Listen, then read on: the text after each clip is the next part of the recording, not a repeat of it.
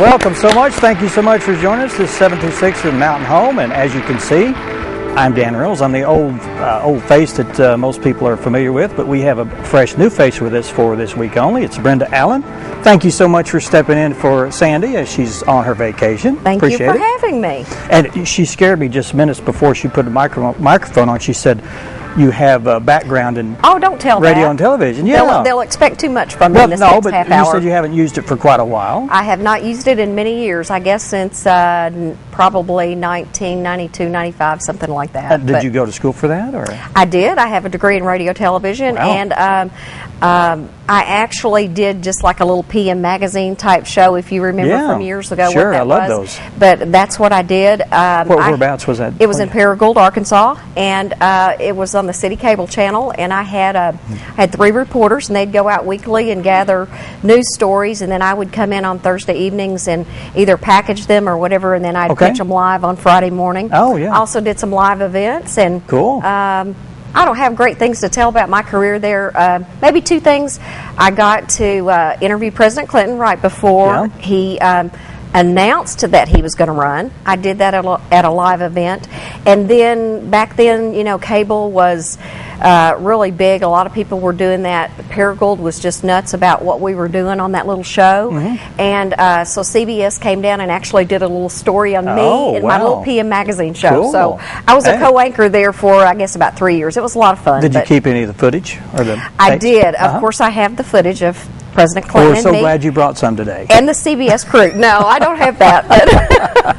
What would that look like? I mean, would you be horrified to see what you looked like back in those days? Or? I wished I looked today like I did back then. So I did look like a TV personality back then. But I bet anyway, you did, years have changed a lot of things. But I'm happy to be here with you. It's I'm glad that you are here with me today. I do things a little differently. I sprung this on you just seconds before we came on. Right. And I did that last week with one of our other guests. And I like to do that to shock people to see how willing they are to be on and to do things. So, I mean, you're a go-getter. I appreciate that. Well, you'll find out that I'm pretty open-minded and easy to get along with. And yeah, this is going to be fun. Well, good. Well, earlier I talked to you early on this before we came on, and we talked about cruises, and you're a cruise junkie, aren't you? I am. My husband and I have probably done 25, 30 cruises maybe. We used to do like 3 a year. Mm-hmm.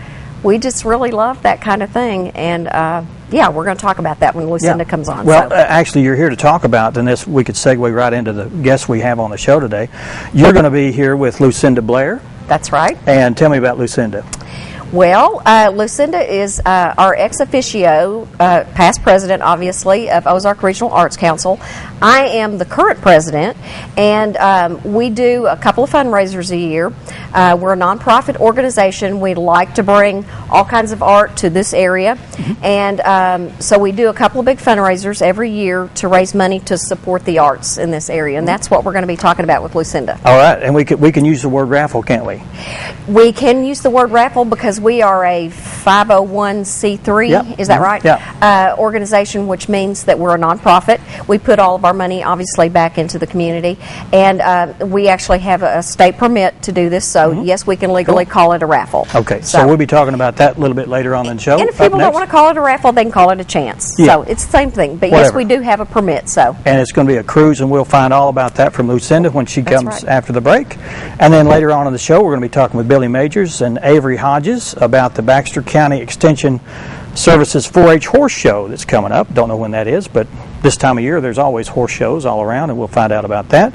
And then Ruth Apolina, I'm glad you said that instead of me. I may have said it wrong, but she's an author, and the book is called Annabelle of Ankeny, Burden of the Mind, and we'll be talking with her. She's a local author, and we're going to find out about her inspiration and some then of the you get to interview the pet of the week. I'll let you do that. I will do that. Okay. I will do that for you. Because I'm not sure what we've got today. I think it's a dog, maybe. Is it a dog? I don't know. Maybe it was your dog.